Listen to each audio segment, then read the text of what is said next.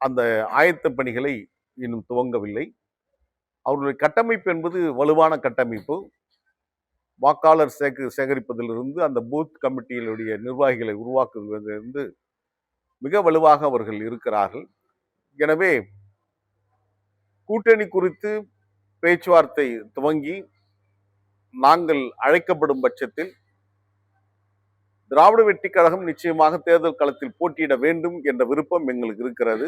ஏனென்று சொன்னால் ஒரு இயக்கம் அரசியல் களத்திலிருந்து விலகி ஓடிவிடக்கூடாது. எனவே அந்த அரசியல் களத்தில் நாங்கள் உறுதியாக நிற்க வேண்டும். எனவே அந்த தேர்தல் களத்தில் நாங்கள் போட்டியிட வேண்டும் என்ற விருப்பம் எங்களுக்கு இருக்கிறது. அதற்கான வாய்ப்புகளை இந்த மாதம் 28ஆம் தேதி தலைநகர் சென்னையில் சிராஜ் மஹாலில் எங்களுடைய தமிழ்நாட்டில் இருக்கின்ற எங்களுடைய அனைத்து நிர்வாகிகளை அழைத்து பொதுக்குழு நடத்துகிறோம். அந்த பொதுக்குழுவில் தேர்தல் குறித்தான இறுதி முடிவை அறிவிக்க நாங்கள் இருக்கின்றோம். அதிமுக என்ற ஒரு இயக்கம் திராவிட முன்னேற்ற கழகத்திலிருந்து தான் உருவாகி இருக்கிறது. எனவே அந்த இயக்கமே இன்றைக்கு திராவிட முன்னேற்ற கழகத்துடன் இணைந்திருக்கின்ற போது நாங்கள் அது குறித்த பெரிய கருத்துக்கள் எதுவும் இருப்பதாக நாங்கள் அறியவில்லை.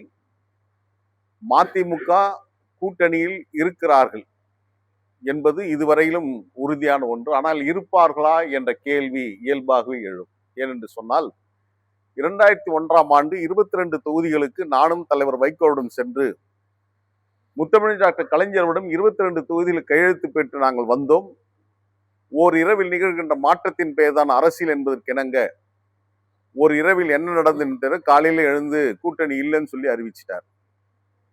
2006ஆம் ஆண்டு திராவிட முன்னேற்ற தலைமையிலான மாநாட்டில் பங்கேற்க வேண்டும், திருச்சிக்கு போலாம் வாங்கன்னு சொல்லி சென்னைக்கு அழைச்சார். நாங்களாம் திருச்சி மாநாட்டுக்கு போக போறதான் சொல்லி வீட்டுக்கு போனோம். அண்ணா நகர் வில்லத்திலிருந்து எங்களை எல்லாம் வண்டியில ஏற்றிட்டு போச்சு. வண்டி புறப்பட்ட வண்டி திருச்சிக்கு போகணும்னு பார்த்தா நேராக பாய்ஸ் கார்டன் தான் போச்சு 2006 சட்டமன்ற தேர்தல். எனவே மதிமுகவுடைய கடந்த கால வரலாறு என்பது அது அவருடைய நம்பகத்தன்மை என்பது கேள்விக்குறியாக இருக்கிறது. எனவே இப்பொழுது கூட்டணியில் இருக்கிறார்கள், ஆனால் இருப்பார்களா என்ற கேள்வி எனக்கு தெரியாது. அவர்கள் இருந்தால் நாங்கள் எங்களுடைய வேலையை நாங்கள் செய்து கொண்டு போகிறோம். ஏனென்று சொன்னால் மீண்டும் திராவிட மாடல் பொற்கால ஆட்சி அந்த மண்ணில் தொடர வேண்டும் என்ற விருப்பம் சார்ந்து திராவிட வெற்றி கழகம் எங்களுடைய நிலைப்பாட்டை ஏற்கனவே அறிவித்திருக்கிறோம். தேர்தல் குறித்த முடிவுகளை நான் மட்டுமே முடிவெடுக்க முடியாது. என்னுடைய தோழர்கள்லாம் ஒன்றிணைந்து சாதக பாதகங்களை பேசி இறுதியான முடிவை 28ஆம் தேதி பிப்ரவரியில் அறிவிக்க இருக்கிறோம். வரையிலும் அது தேர்தலுக்கான பட்ஜெட்டாகத்தான் பார்க்கப்படுகிறது. தவிர்க்க முடியாத தம்ப்நெயில்ஸ், கலக்கலான கண்டென்ட்ஸ், சினிமாவும் சீரியஸ் பிரச்சனைகளும், பல வருடங்கள் இடைவெளிக்கு பிறகு இந்த படத்துல ஒரு கலகலப்பும் கைகலப்பும், போயிட்டே தான் இருக்காரே தவிர பிரேக்கே இல்லாமல் பிரேக்கிங் நியூஸ் சொல்லும் தந்தி டிவி ஆப். இன்ஸ்டா தலைமுறை வரை இறங்கி அடிக்கும் தந்தி டிவியின் டிஜிட்டல் எக்ஸ்க்ளூசிவ். அது தண்ணிக்குள்ள போகும்போது ஹேங் ஆயிடுச்சு.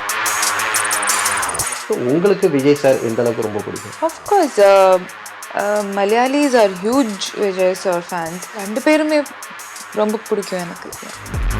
தந்தி டிவி ஆப்பை இலவசமா டவுன்லோட் செய்யுங்க. ஃபாலோ பண்ணுங்க, சப்ஸ்கிரைப் பண்ணுங்க, என்ஜாய் பண்ணுங்க.